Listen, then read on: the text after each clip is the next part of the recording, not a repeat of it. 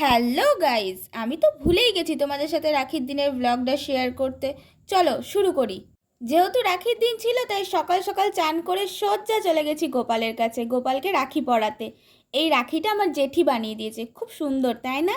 আমার দাদা যেহেতু বাইরে থাকে তাই ওকে রাখি ভাইফোঁটা ওই একদিনেই দিতে হয়, তাই গোপালকেই প্রথম রাখি পরালাম। দেখো কি মিষ্টি লাগছে রাখিটা পরানোর পর। ওলে বাবালে। চলো এখন প্রসাদ নিয়ে নিচে যাওয়া যাক। নিচে গিয়ে আমি চলে গিয়েছিলাম অঙ্কিতকে রাখি পরাতে। অঙ্কিত হচ্ছে আমার পাশের বাড়ির ভাই। ওর হাতে কত রাখি দেখো, রাখি পরানোর জায়গাই ছিল না। তারপর রাখি পরতে আসে আমার ভাই, ওকেই পরাবো ভেবেছিলাম প্রথমে, কিন্তু ও কোথায় চলে গেছিল। আমি ভিডিও করছি বলে ও একদম ভালো ছেলে সাজছে, ওর মতো বদমাস আর একটা হয় না। তারপর দুপুর হতে না হতেই দেখি বাবা চলে এসছে গোপালের একটা দোলনা নিয়ে। গোপালকে বসানোর পর কি ভালোই না লাগছিল।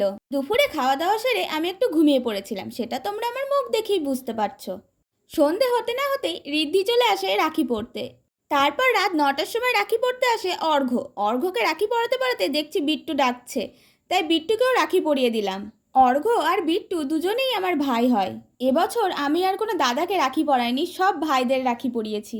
অর্ঘ্য আমার জন্য এই চকলেট এনেছিল, আর বিট্টু জানে দিদি ফুচকা খেতে ভালোবাসে তাই ফুচকা নিয়ে এসেছিল, আর আমি ওদের খাইয়েছিলাম চাউমিন।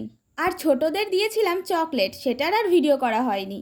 চলো গাইজ, আমি এখন ফুচকা খাই। আজকের মতো এইটুকুই, টাটা।